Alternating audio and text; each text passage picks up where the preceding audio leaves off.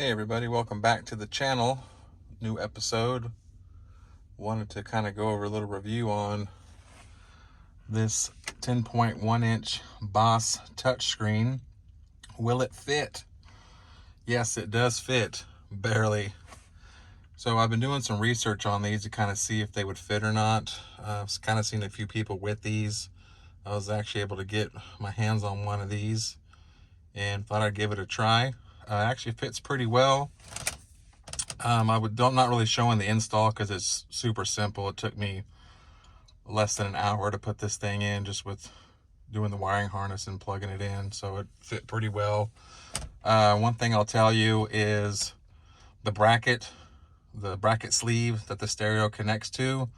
If you mount it the way it's supposed to go in the single DIN, it sits pretty deep in the dash, so you lose some of the oscillating features on this, because it does go up, down, left, and right, full oscillating in a circle.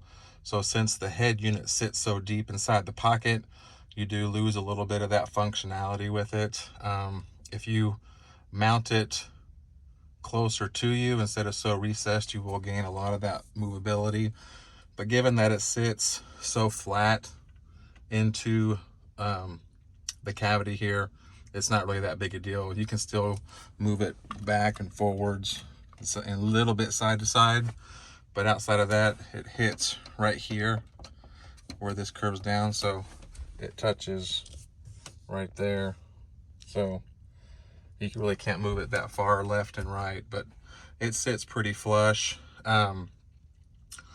Just for educational purposes, if you do want to use any of the movie playing abilities to the USB stick, you can take that green parking brake wire and just ground it to the black wire, and it will work.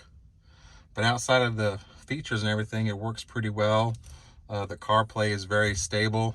I'll show you that here in a minute. One technical factor that I encountered is if you plan to use the USB for movies, MP3s or whatever, the largest drive you can hook up to the USB is 32 gigs. Anything larger than 32 gigs, the stereo can't read it.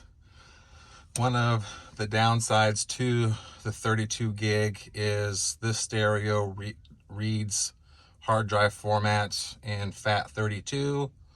So one of the downsides of that is the largest file you can move in that format is 4 gigabytes. So if you have a movie that's over 4 gigs, it won't accept the file. So it has to be under 4 gigs to be able to accept a movie. And I'll show you that quality here on this shortly.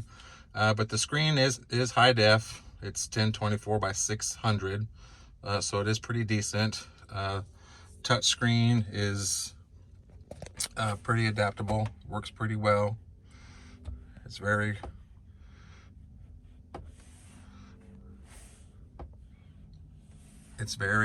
quick to the touch. That's what I like about it. As far as how things are wired, when you're back behind the stereo head unit, there's a cavity in there where you can run your wires. I have mine going to the glove box, so you just open the glove box, stick your USB stick in there whenever you want to do it. And then I have the Apple Pay plug coming in right inside of the ashtray there, and I have the microphone mounted down below this vent here as well. You can tell that there. But outside of that, the stereo works very well. The audio is great on it. It's 80 by 4 channel, so it definitely works pretty well. What I like about the stereo is you can actually change the power of each input. So if you go into your settings, into audio, you can scroll down and on your source level, change on radio, USB, CarPlay, and all that. So if you want to boost it a little bit, you can, but it sounds pretty good straight out of the box. And I'll show you how the CarPlay here works. All right, so here's the Apple Play. It works pretty well. Like I said, the screen is really responsive. You can use your your maps. You can use your Google Maps, all your messages, your phone, all your music applications. You can change the wallpaper, anything that you would like to do there. It's great. I really like it a lot. Having the maps on there when you're trying to drive works really well. Using the Waze, I like that. Being able, whenever you drive, if something's on the road, you can just tap it on the screen without having to mess with your phone and try and update it. Just simply just tap it on the screen and move on. So the CarPlay works very, very well on here. No connectivity issues whatsoever. It is not wireless. You do have to plug in with the cable. I have seen people get wireless CarPlay boxes for around $100 you can do. I don't know how well that would work on this unit or not, but having the cord works just fine for me. It'll charge my phone at the same time. So, and then now it automatically flips to dark mode since the sun's starting to set on us. But outside of that, the CarPlay works really well. I don't have an Android phone, so I can't test out Android Auto. But from what I've read, it works pretty well. Works very well also. One thing to take note, if you do use Android Auto, it does require you to get that parking brake connected from what I read. That's not a requirement for the CarPlay, but it is for Android Auto. So that'll kind of kill two birds with one stone if you get that set up to be able to watch movies through the USB stick. But if you don't care about watching movies on the USB stick, then you're still fine to go with the CarPlay. And here is the video play at night. I don't know if you could tell on the screen or not through the camera if it's the quality, but it is pretty crisp for being kind of like an entry level high definition at 1024 by 600. It gives you the option to mess with the brightness and the contrast, so you can really dial in like the darks, like the blacks and everything, so that kind of gives you that crisper look. And then also you can mess with the saturation if you want more color. So it does give you a little bit of availability to kind of tweak it a little bit. So kind of each movie, however you see fit, you can just pull it up on the screen and do that. But for a head unit that's around $400, depending on where you get it, it's not too bad at all.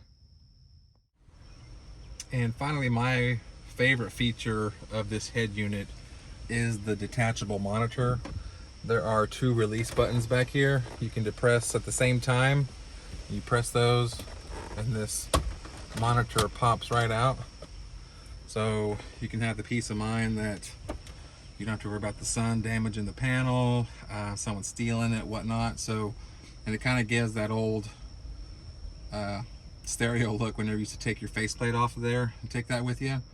So it does give you the ability to keep the monitor with you, or put it in your back seat or whatever you want, and then all you got to do is just come back in here and click it in and you're good to go.